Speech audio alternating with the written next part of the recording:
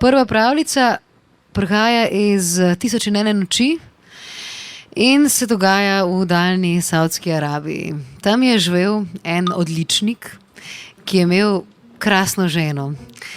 Ta žena je bila tako lepa, da kadar so prišli prijatelji na obisk, da bi kaj jedli, pa da bi se kaj pogovarjali, pa da bi kaj skupaj počeli, to pač ni šlo, zato ker so vsi to ženo gledali in niso mogli več razmišljati, skratka in tako dalje in tako dalje. In je bil pa en problem, ne, ta žena je bila predvsem mlajša od njega, on je bil že malo star in začela se je dolgočasiti.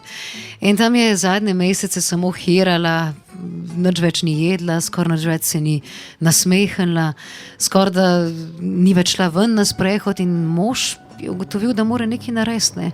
Da bi bilo dobro, da pač kaj naredi, da se bo žena boljš počutila.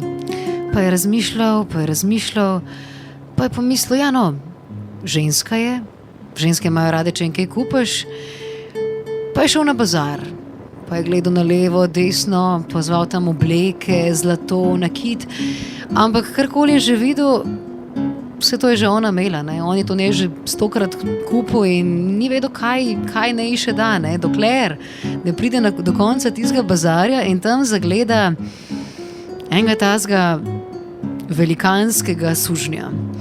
Zgledal je tako kot en rimski kip, izklesano telo, naoljeno telo in skratka tak, da bi ga človek kar kupil pa domov odnesel, pa v vitrino dal. No, on se je odločil, da ga odnese domov, pa da mogoče vidi, no, če lahko pa ta suženj kaj pomaga njegovi ženi.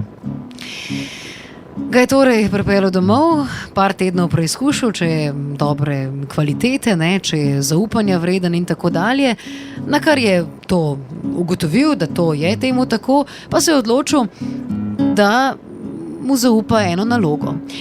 Je en večer poklical svojo ženo, pa je rekel, a bi ti šla jutri, veš kaj, bom jaz rekel temu sužnju, da malo priprav hrane, pa tako, pa gresta vidva na en sprehod v ta naš vrt. Tam, pa je rekel, pa je rekla ona, ja, zakaj pa ne?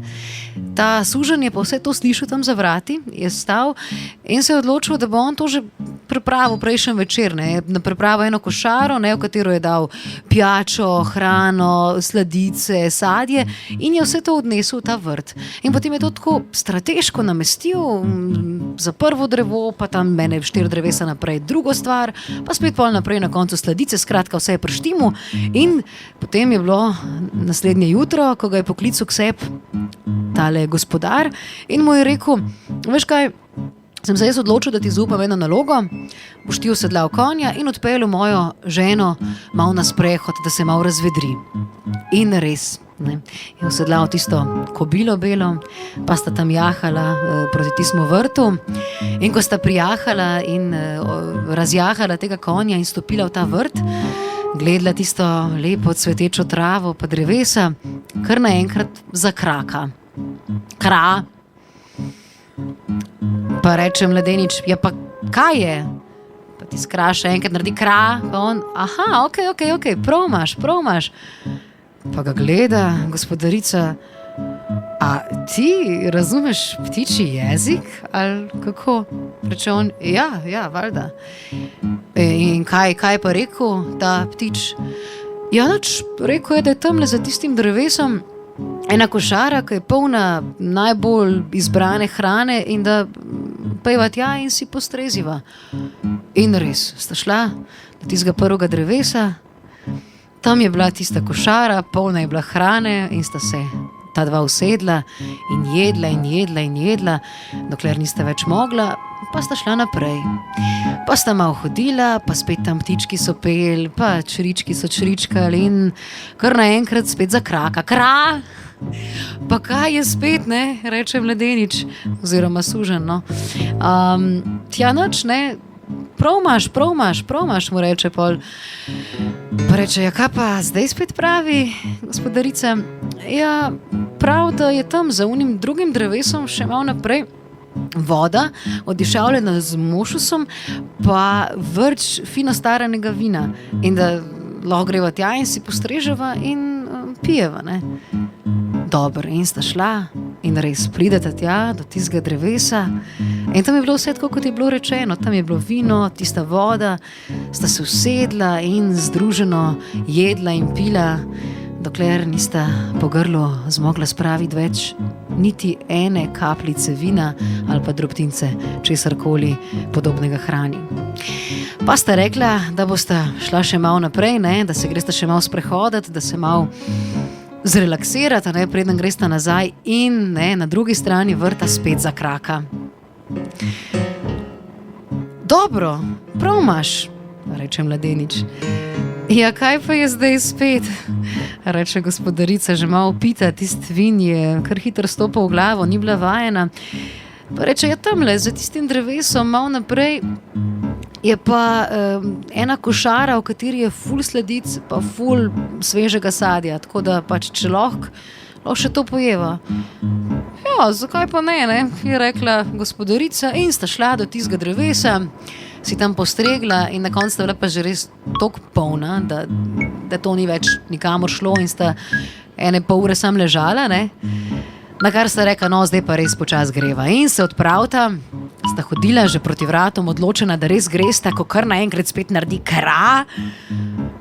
Takrat je pa mladenič pobral kamen in ga zalučil tega ptiča. Gospodarica ni mogla verjeti, kaj se zdaj dogaja, cel nasilen je bil tam, rekel, kaj pa zdaj delaš, mislim, halo, zakaj? Reče, veš kaj, nekaj tazga mi je rekel, kar tega ti ne moram povedati. Pa daj povej, no, se veš, da sva prijatelja, se veš, da si zaupava, pa tako. Ne, tega ti ne moram povedati. Ukazujem ti, da mi poveš, mu je rekla. No, in se je vdal mladenič, pa je res rekel. Je rekel, ja, veš kaj, lej, prav mi, ne, da naj s teboj naredim to, kar s tabo počne tvoj mož. In takrat se je začela gospodarica tako režati, tako se je smejala, da ni mogla več stati. Prevrnila se je na hrbet in se je tam 20 minut smejala. Po parih mesecih zmešala se je že skoraj in ko se je končno nehala smejati, mu je rekla, ja, valjda, ni problema. To je rekla, šla pod ono drevo, tam v bližini, poslala tisto dekico lepo, tako se naštimala in rekla, no, zdaj pa prid, pa opravi to, kar ti je bilo naročeno. Pa je mladenič res prišel, je opravil tisto, kar mu je bilo naročeno in potem sta tam obležala, se malo predajala še sončku pa vetrčku, ko se kar naenkrat iz bližnjega grmovja zasliši, a takole ti delaš z njo? Kaj si pa naredil svoji gospodarici, da zdaj tamle joka in leži onemogla? In seveda to je bil gospodar, ne, ki ju je z razdalje zasledoval in opazoval, kaj počneta. Sicer ni zdaj čisto precizno videl, ampak videl pa je, da se nekaj tam ona dere, pa da je nekaj narobe, no, tako da pač pol je prišel blizu in bolj se je bližal, ko ga je opazila tudi gospa, se je hitro ostala, pa začela tam sedela, da jo vse boli, pa mladenič je pa rekel, o, gospod, veste, tega vam kar ne morem reči, ampak vaša gospa je splezala na drevo, pa je padla dol in je umrla. Pol je pa Allah rekel, bodi življenje, ne, in je spet postala živa, ne. Tako da zdaj tam leži, pa pač joka, pa se pobira, ne, upam, da bo v redu. Čist šokiran mož gre proti ženi, žena pa že tam, tle me, kolki me bolijo, pa mezinc me boli, ne morem, prijatelji dragi, pomagajte mi, jaz ne morem več, to je to, mojega življenja je konc. Čist prestrašen je bil, tako je imel rad tisto svojo lepo ženo. Je rekel hitro kot temule sužnju, je rekel, priprav kobilo, gremo nazaj domov, to moramo zrihtati, moramo poskrbeti za njo. Skratka, pripelje kobilo, jo osedla spet, kobila se vmes že, ne vem, tam je nekje laufala, zgubila tisto sedlo, whatever, skratka, vse preštima, se usedejo, mladenič zadaj, žena na sredini, mož tam spredaj in odjahajo, ne, počas proti domu, tisti njegovi graščini, ne. In medtem, ko jahajo, pa tako, ne, začne mož se zavedati, kako je v bistvu ta suženj dober, koliko je poskrbel za njegovo ženo in se mu upraviči, da ni hotel, ne, biti žaljiv, pa nesramen, pa reče ta suženj, lej, pozab, vse je v redu. Pa reče, spet ta mož, ja, lej, jaz ti dam vse, kar hočeš, ti si mi rešil, edino bitje, ki mi nekaj pomeni na tem svetu. Lej, kaj pa, če te jaz osvobodim, pa ti dam še eno graščino tamle, ne vem, na kakšnem otoku ali pa kaj tazga, res ni problema. Rekel, ne, je rekel, ne želim tega. Jaz želim ostati tukaj pri vama, tok v redu človeka ste mi, pomagal bi vam rad. To je moja največja želja. In res, mož je bil tako šokiran, kako dober, kako skromen je ta suženj in res je rekel, pa naj bo tako, ne, pa ostan tukaj, pa videl, kako žena ob njemu cveti. In tako so se odločili, sta ga sprejela medse in vsi trije so potem takole odjahali srečni prihodnosti naproti. Hvala.